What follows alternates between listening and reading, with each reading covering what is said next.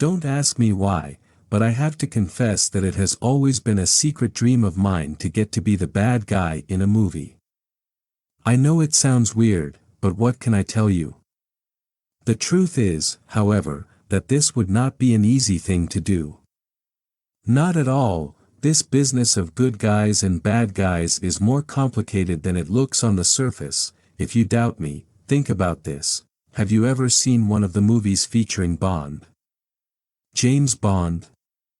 I'm sure you have. I am referring of course to the super agent known to his friends as 007, working on Her Majesty's Secret Service, and with a license to kill. Anyway, don't you think that rather than this guy saving the world, which is supposed to be his mission, it's the world that needs to be saved from him, since he generally causes more death and destruction than he ever manages to prevent, and he causes it in every way possible. Deaths, I mean. By shooting them, which is probably the most vulgar method, or having them devoured by gigantic crocodiles and sharks, or poisoned by spiders and snakes. But he has no qualms about using subtler techniques, skin suffocation from painting a beautiful girl all over in gold paint, laser rays, electrocuting people with fans in their bathtubs, or throwing them off a train, plane or ship. He has even done it by tossing people off satellites into space. In short, a long list of ways to get rid of people. And there's more. Burning buildings, exploding cars and boats, whole neighborhoods leveled. This guy must be the terror of the insurance companies. With all due respect, I would suggest to Her Majesty that she should consider hiring another super spy to spy on 007, with the mission to prevent the destruction he leaves in his wake. He's like Attila, wherever he has passed, the grass will never grow again, so I ask you, is 007 one of the good guys? If your answer is yes, which is what we all tend to answer automatically, I'd love to know what I have to do in this life to be considered one of the bad guys. He sets the bar pretty high. There is no denying that this good and evil thing is a complex matter, because apart from disgraceful exceptions like Hitler, Stalin, Mao, or, more recently, the repugnant president of North Korea whose name I don't even know or care to learn, it's generally not very clear exactly who is good and who is bad. Another example of this can be seen with Kennedy and Khrushchev.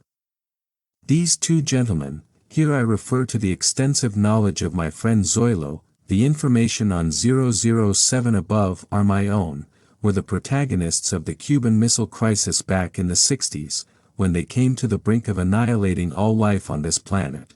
Allow me to refresh your memory of what happened. The Russian leader set up a slew of nuclear missiles in Cuba, about 100 miles away from Florida, just like the ones the Americans had in Turkey, right on the Soviet border. In response to the Russian move, Kennedy organized a blockade of the island, placing warships in international waters to prevent more Russian vessels with armaments from getting through, while demanding that the Soviets withdraw the missiles they already had on Cuba. In reality, this blockade was completely illegal, and could even be defined as an act of war, because they were stopping another country's ships in international waters by force of arms.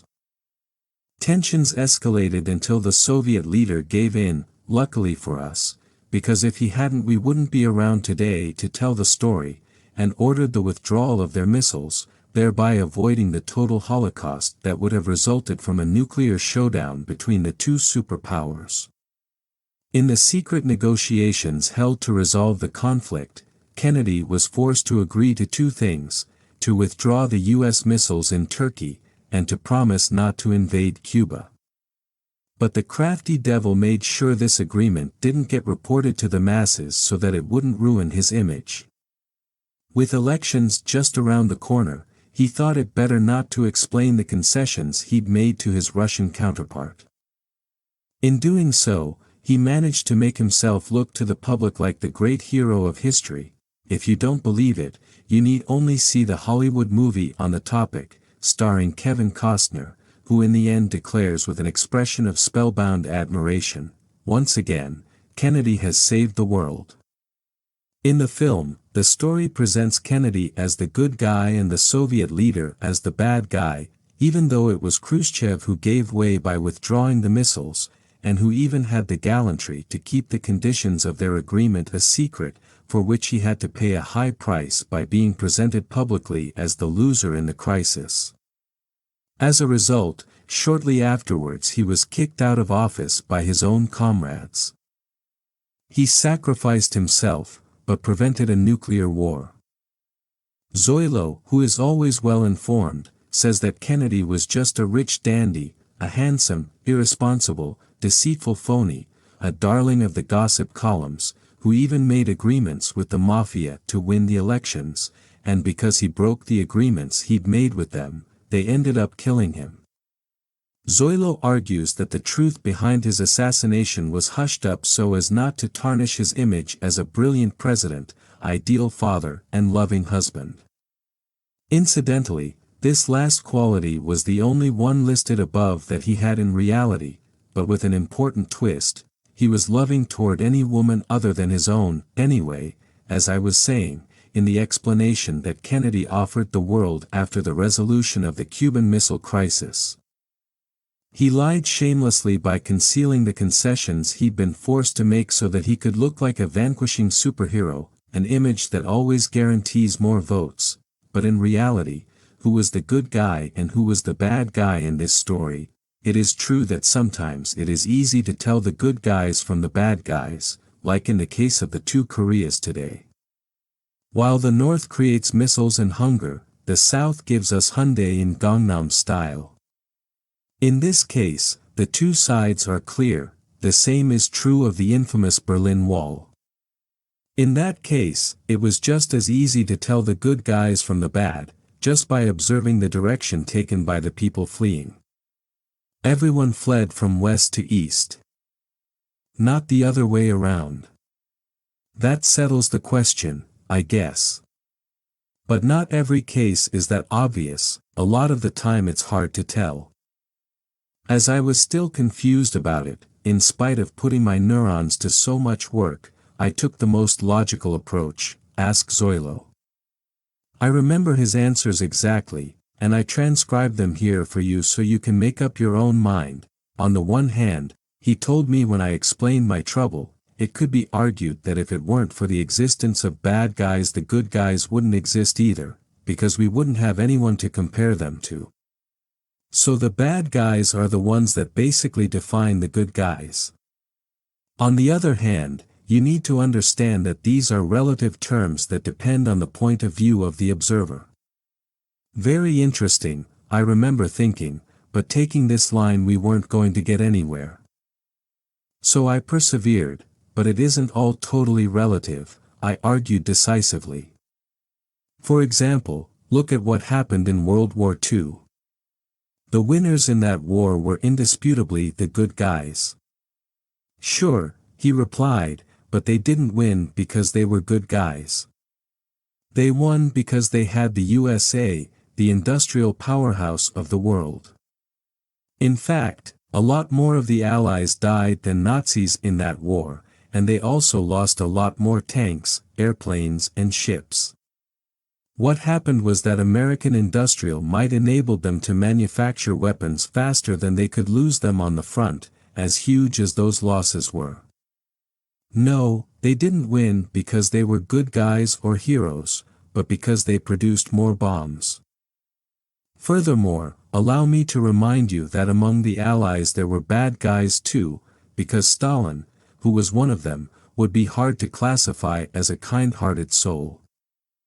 I have to admit that I was troubled by this, but I quickly got over my cares when he continued, "Look, I'm going to tell you a true story, and after you've heard it, you tell me who the good guys and the bad guys are in it. You'll see that it isn't easy." I got into my attentive listening pose, because I love stories, and Zoilo is the best storyteller of all. Cast your mind back to the 19th century, in Hawaii, he began. Kahumanu was the queen ruling the archipelago after the death of her husband, the former king. Until then, the Hawaiian Islands, like others in the Pacific, were places of easy living and free sex, as their inhabitants had no notion of our moral scruples about such matters. For the natives it was a source of pride to show a long list of lovers, and men sought to marry the most beautiful ladies, so that they could be praised for their prowess by their friends. There was nothing sinful about sex, which they accompanied with songs, dances and flowers. Public parties generally ended with what Christian culture would define as orgies. I listened attentively, but this queen was very old when she came to power, and she had lost her passion, Zoilo went on, and she decided to surround herself with Anglican missionaries, who got her to enact laws banning free love. These laws were so harsh that they condemned anyone who broke them 3 times to death. He paused for a moment, and then went on. This moralization drew a gray shroud of sadness over the natives of Hawaii, and the population of the archipelago began to shrink, as its inhabitants lost their sense of enjoyment of life. "What's the deal with that queen?"